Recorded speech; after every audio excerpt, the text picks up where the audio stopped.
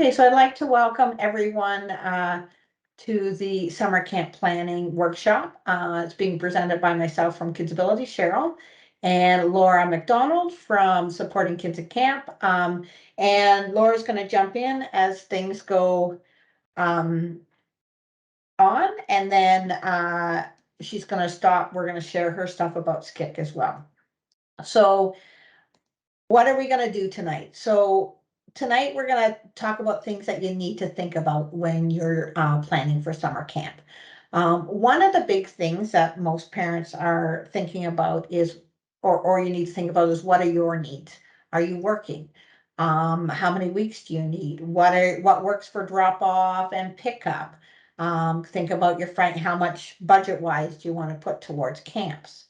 Also looking at, what are your goals for your child? Are you wanting them to have fun, social interaction, skill building? One of the big considerations is what camps are a good fit for your child. So if your child loves arts and you throw them in a soccer camp, may not be a good summer or a good camp experience. One of the biggest things that determine your camp choices is, what are your child's support needs? We're going to spend a fair amount of time on this during the presentation and talking about what different camps give what kind of support.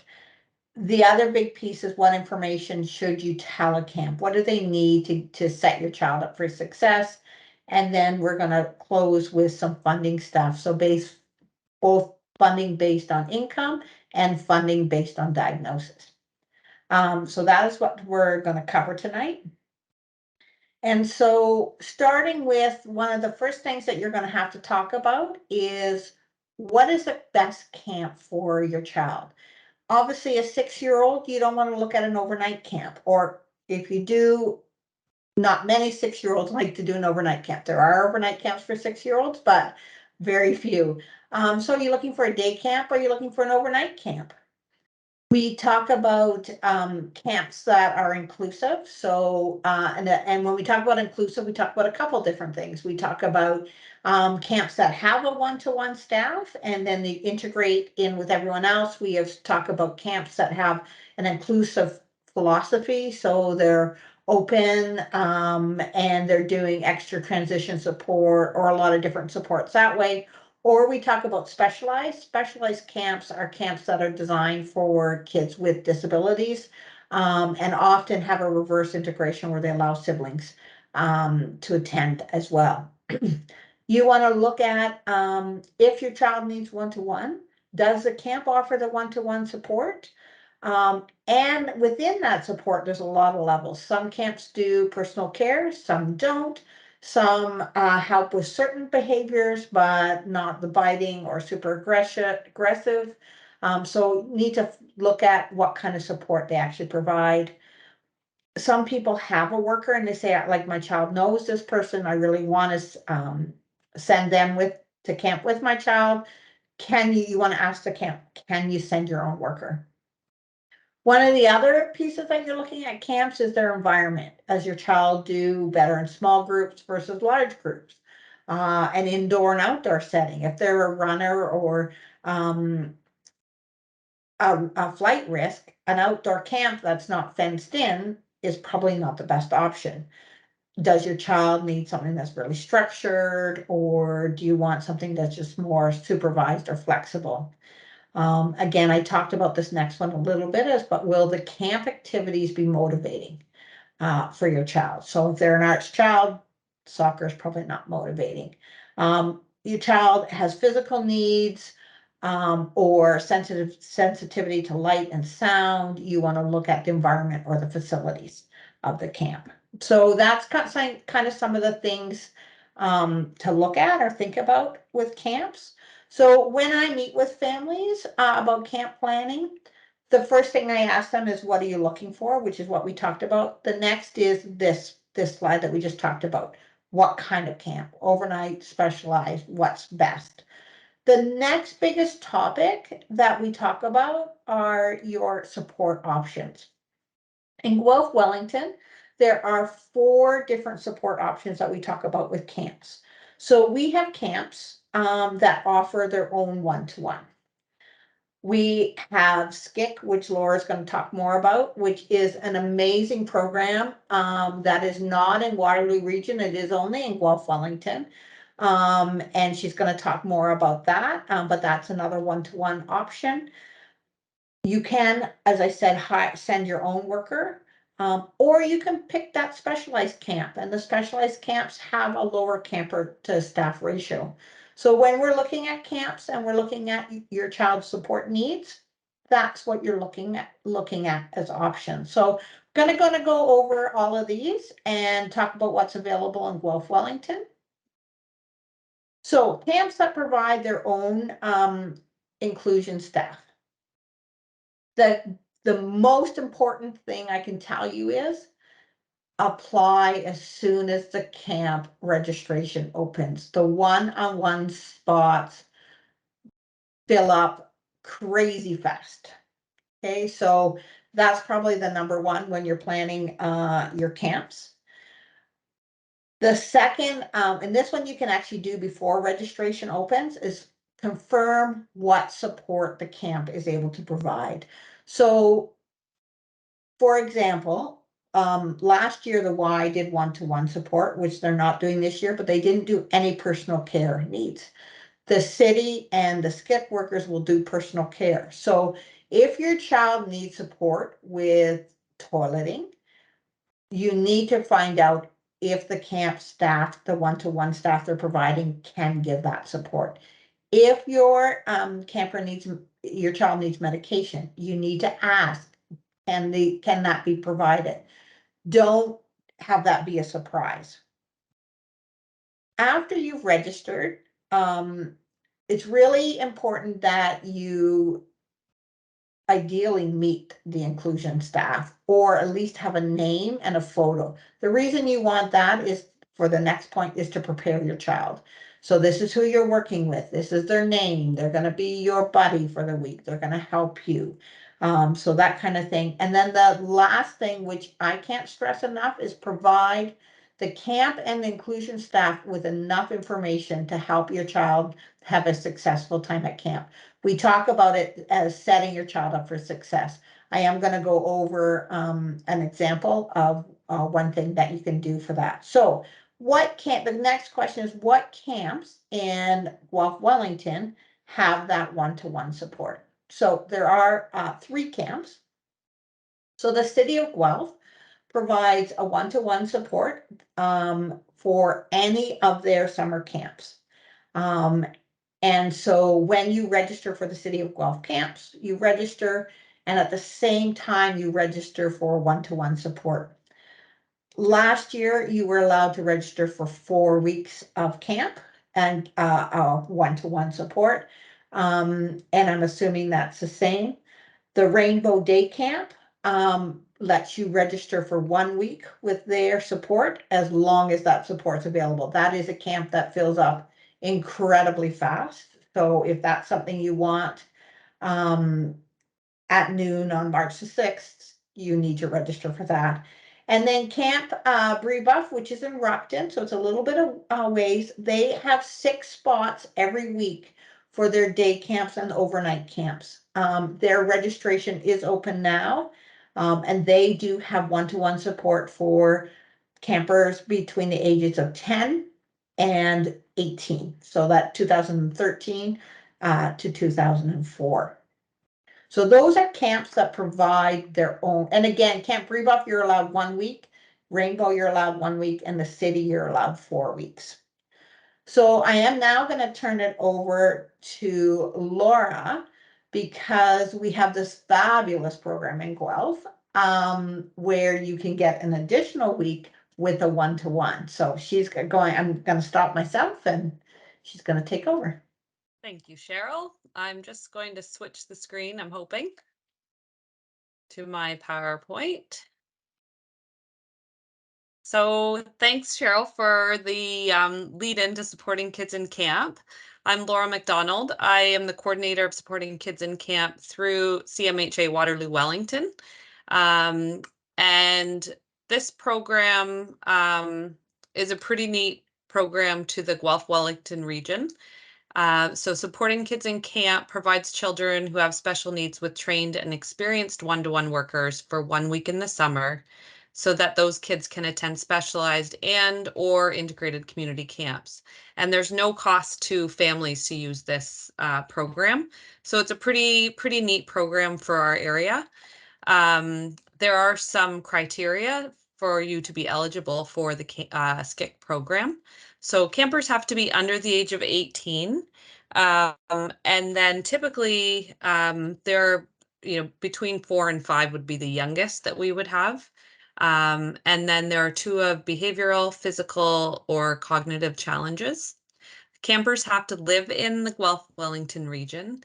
And we always say we want our campers to want to go to camp and be camp ready, because that is kind of a criteria for it to be successful to be there for the week. And of course, one of the other criteria is, yes, the kiddo needs support for that successful experience at camp. All the camps that we support also have to be in the Wellington region, so the camper and the camp need to be in our area. We do have spaces also in the summer for children who are clients of CMHA that may be eligible through referral from their clinician or coordinator. And that's something, if you are a part of the CMHA family, then you can ask your clinician or coordinator about that.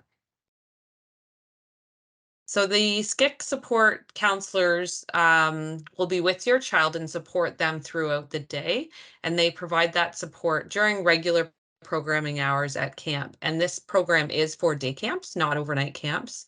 But we also like to sort of know when you're arriving and when you're leaving in the day. Some kids, we end up modifying the week a little bit depending on the needs of the child. But typically, if camp runs from 9 till 4, that's when we're there with the campers.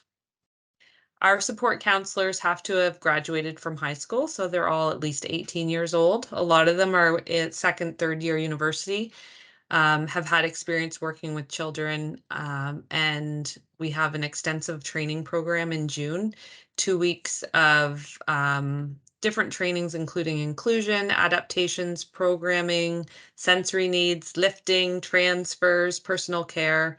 And then every one of our counselors has first aid, CPR, and vulnerable sector check.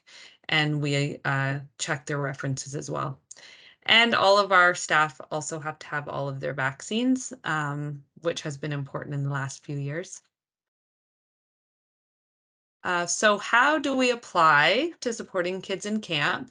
The process first starts with you registering for a camp. So for example, if you want your child to go to the Guelph Grotto climbing camp in Guelph, you would register for that camp first and then let them know that you are going to be applying to SKIC. SKIC's registration doesn't open until April 1st, so families always apply to the camp first, let them know that you're going to be applying to SKIC, and then we've never had a problem if for some reason you have to cancel out of that camp registration. Camps are very good at honoring that. But when you fill out your registration form with SKIC, you'll indicate which camp you have registered for and for what week. So you choose a camp program for your child and register. Then you fill out the SKIC online application, which is on April 1st. And then there's a one form, which is an information form about your camper that we also like you to complete. And then the program coordinator, which is myself, will contact the camp to ensure that they're committed to the philosophy of inclusion.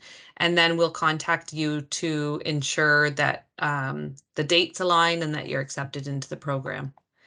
For the most part, we have had contact with all of the sort of mainstream camps in Guelph. There's a few that we haven't had contact with, but over the years, SKIC has supported campers in many, many different camps in the community. So registration does open April 1st at 12 p.m.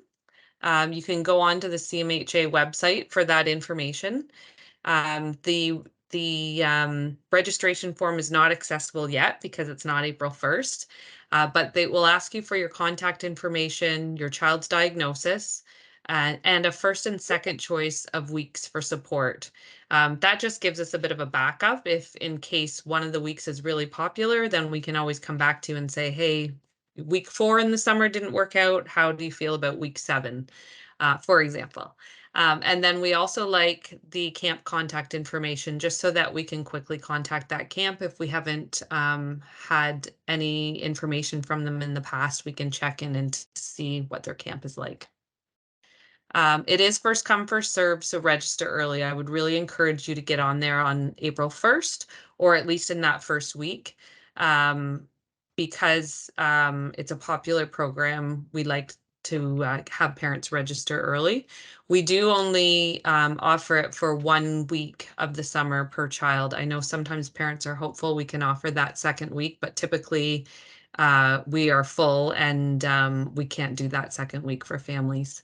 I would like to, but and then there are 2 parts to the application. So the first one is that online application that gives us all of your contact info and the camp info. And then the second piece is the one form, which is a form that gives us tips, strategies, expectations, goals of what you want out of the summer. And that's a really good information package for our counselors so that they can kind of get a snippet as to what your child likes, dislikes, or things that maybe will be helpful in their week with them in the summer. And I think Cheryl will kind of talk about that in a little bit as well. So if the week that you would like is not in the drop-down menu when you go to register for SKIC, that means that that week is already full. So I will go in and update when a week is full. So if you don't see it there, that means that it's full. So if your first week is full, you can be put on a waiting list. So let us know in the more information area on the application, or you can even reach out to me personally, and I can make sure that you get on a wait list. Sometimes that does work out because we'll have parents that maybe switch or may have to cancel for other reasons. So I encourage you to do that. I will send you an email confirmation once I've received your application and we know that we can confirm the week that your child will have support. And we encourage all families to meet with their SKIC support counselor either in person or virtually before their child's week at camp. This meet and greet session is really important for both the counselors to kind of get to know your camper, but also for your camper to have expectations of what that week is going to look like in the summer. So we usually have 2 dates in June, one in Guelph and one in Fergus. And I will send that information out in May once we kind of have that date finalized. But it is kind of a fun either afternoon or evening to kind of, we'll usually in the past we have done just the last couple of years with COVID, we've actually had assigned times. So we're going to look at that this year to see if we want to do assigned times or if we'll do more of an open house. But it is really nice for the counselors and the campers to kind of meet up and get excited about the summer and the weeks to come.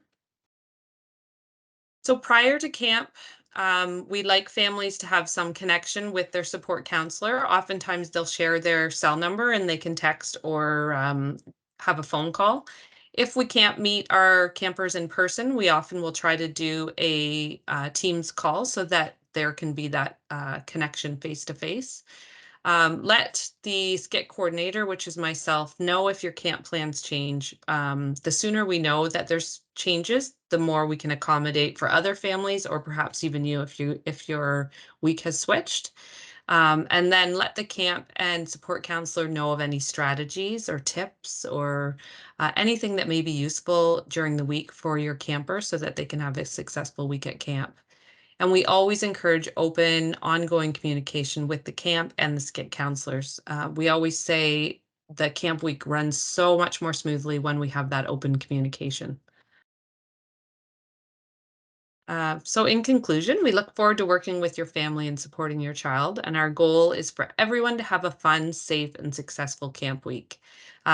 Please visit our website at cmhaww.ca, and then SKIC is what you can search, or you can do that right into the domain. And for more information and forms, you can also visit there. Again, those forms aren't going to be available, the online registration, until April 1st, but you can take a peek at that site beforehand. And if you need more information, please feel free to reach out to me personally. I have my CMHA email there, as well as the general SKIC email address, or you can also phone me at the phone number listed there. So I think that's all the SKIC information. Cheryl, I don't know, was there anything that you wanted to add to that?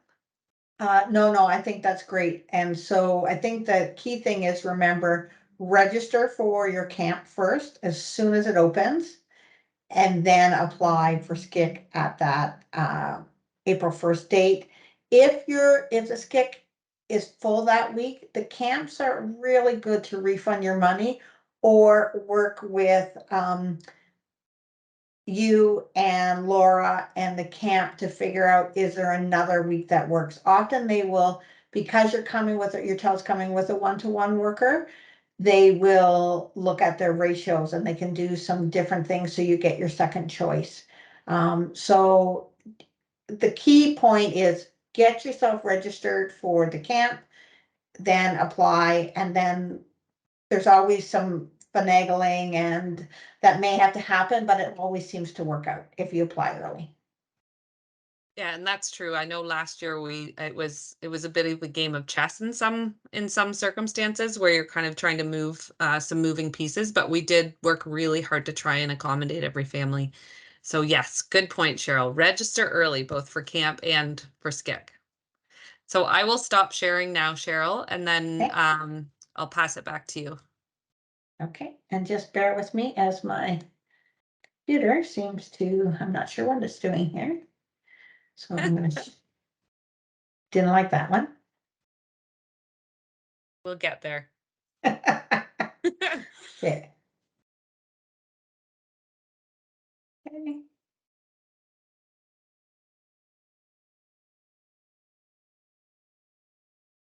Okay, so my PowerPoint Live is coming back. So this is where we ended up. So that's camps if your child needs one-to-one support. But we also know some camp kids do better when they know someone. So many camps allow you to provide your own one-to-one worker. And I guess what we're trying to tell you is, here you have some options. So look at the camps that have one-to-one if your child needs it. Look at SKIC. Consider supplying your own one-to-one. And so the first part of that is asking the camp if they allow you to send someone.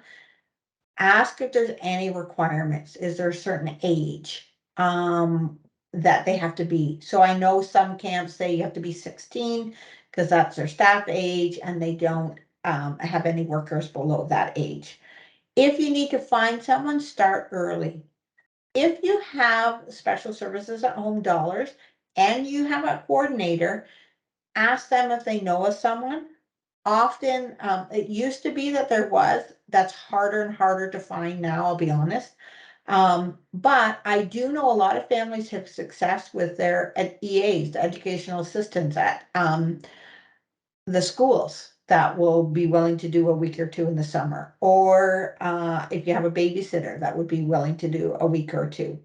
And again, the same information we're going to repeat, that provide as much information as possible to who's ever working with your child. Now, some kiddos or some kids don't need camps that have one-to-one. So there are there's more options in this, but there are definitely some camps in Guelph-Wellington that we call a lower camper to staff ratio. So your child needs support, or they need a camp that has things in place that make it easier for them to participate, but they don't need that one-to-one support. So Carrie's Place offers specialized camps for children with autism. The city of Guelph, along with their integrated camps, have some specialized camps called Kids on the Move and Youth on the Move. So Carrie's Place, going back to that, is a 3-to-1 staff ratio. I believe the city of Guelph is the same as a 3-to-1 staff to camper ratio. Rainbow Camp has an independent team camp that has a 3-to-1. And if you're looking at Easter Seals camps, they have a 2-to-1, and that is an overnight camp that does start at age 6. So that is one of the overnight ones that has, but again, they don't do 1-to-1. They have that lower camper to staff ratio. Now, Laura talked about this. There are also a huge number of camps that have an inclusive philosophy. They don't have a formal inclusion support program, so they don't have that one-on-one that you can apply. These are a lot of these camps are camps that Laura has put a SKIC worker into. Some of you guys have kids that don't need that extra one-to-one support. So these are good places to look at that the camp has a good attitude. They have a good inclusion philosophy. So, for example, I'm going to talk about the Y. The Y is not doing their one-to-one program this year, but they are focusing on transition support and their programming that is more inclusive. And so that registration, for example, opens January 17th. Bulldog for Kids does a lot with integrated, and I think there's a fair amount, Laura, you can confirm there's a fair amount of workers you place at Bulldog. Yeah, we do. We were there a few different weeks in the summer, and they're very open to a lot of different campers there. Yeah. And so the Guelph Outdoors, another great one, the Creative Encounters at the University of Guelph, your focus on nature, your Sunrise Therapeutic Riding, the Grotto, which is the climbing one. And then there's 2 neighborhood associations that are kind of critical ones that have a real good inclusion support our philosophy. So those are your Guelph kind of programs. And then if we go outside into Fergus and Arthur and Mount Forest and Elora, so Wellington North, which is Arthur and Mount Forest, they have also a great philosophy, as well as Southern Wellington, the Elora Center for the Arts, and Mapleton, which is, and I'm going to block at it now, Mount Forest. So those are camps, so your child doesn't need that one-on-one, really good camps to consider. There's more, but these are kind of the ones that jump out when we're talking about either a SKIC worker's been in, or families have told us they have a great philosophy, are willing to accommodate and do some really cool stuff. So that's kind of all the information that we're going to talk about with that kind of support needs. One of the most critical things that you can do is set your child up for success by sharing information. So we get that every child is unique. And there used to be families, and there's still a few, and we're trying to get away from it, that will just sign their child up, not give any information because they're afraid the camp will say, no, I don't want your kid in the program. We're trying to get away from that because that doesn't help the camp, that doesn't set your child up for success. So the more information you can give the camp leaders and the camp providers,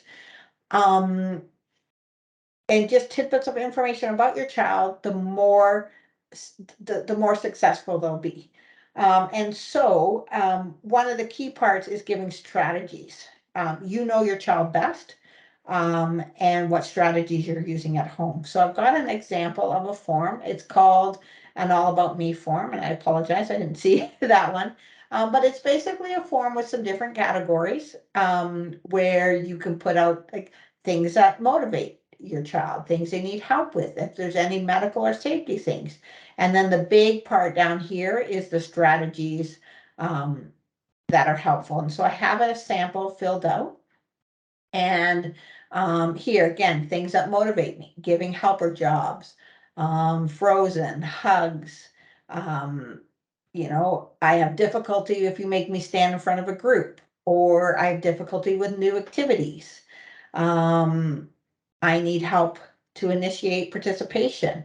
And then here, strategies like let me sit beside the leader so I can ask my questions quietly and not be have to stand out.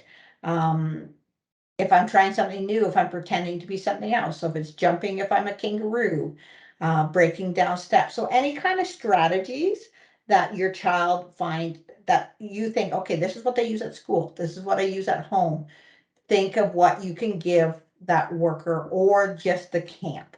And so what will happen after this is I'm actually going to send you a package with, I have 4 different examples of fictitious children that we've made up on the form. But we often find parents say it's really helpful to have a sample when they're filling it out.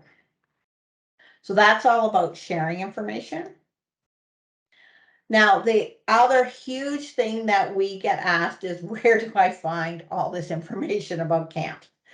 And so what we've tried to do, we used to, those of you have been connected with KidsAbility for a long time, used to have a paper directory that we sent out. We've now put all of that stuff on our website, and it's under C for camp. And it's our camp directory. And so it's a version with a link that gives you information about the camps. We have the day camps. If you say live in Guelph but work in Cambridge, you can look at Cambridge camps, vice versa. If you, other families may be looking at the Guelph camps. There is the camp information, which is a lot of the all about me form information, the funding, all of those kind of things. So that's where you'd find that. The city of Guelph lists all of their camps, the Y, the neighborhood associations, and I can actually, after those that have registered, we can send the PowerPoints after, so you actually have those. Applying for subsidy. If you're looking at Wellington North, so they have their information posted, Center Wellington, Mapleton. Ask other parents. Laura is actually a great resource because she knows which camps she's put workers in. So that's another thing, like, okay, you're looking at a new one and you're saying like, have you ever put anyone in here before? What are they like? She'll know that kind of stuff.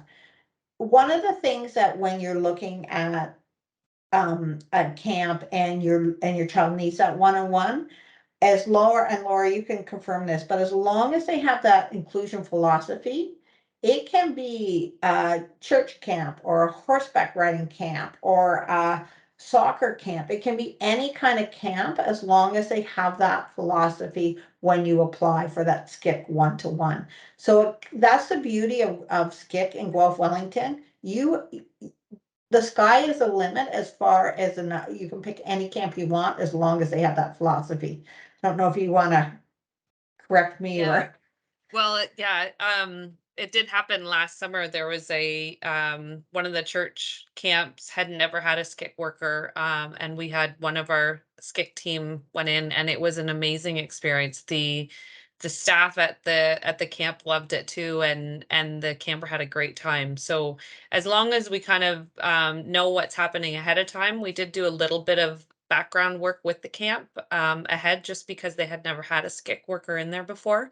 But it's a pretty amazing thing because our counselors are supporting kids, but then they're also advocating and sometimes coaching camps too on how to kind of make a better program for everybody, not just one camper, but for all the kids at the camp. So thanks, Cheryl. So the other thing, as I did mention, we do have some camp fairs. These are virtual. The overnight camp. So if your child's older and you're looking at overnight camps, it actually is tomorrow. The day camp one for Guelph-Wellington is currently scheduled for Wednesday night. That we may change and move it later because some things have changed within the camp offerings. If you live in Guelph but work in either Cambridge or Kitchener-Waterloo, there is another one on that I don't have actually listed here, but I'm just going to look in my book. January 16th is for Waterloo Region camps. So you can find that information on KidsAbility website. If your child's older and you're looking at teen and young adults, that is February the 13th. So that's another place to find information. The next thing that we wanted to touch base is about funding. And so we now have broken our funding into disability specific stuff and income based. So with the disability specific funding options, they don't count your, it's not based on your income. So if your child has autism, you can apply to the Children's Respite Flexible Funding. The deadline to apply is February 13th. It is done by a lottery. So which means you're not guaranteed. It's not a first come, first serve.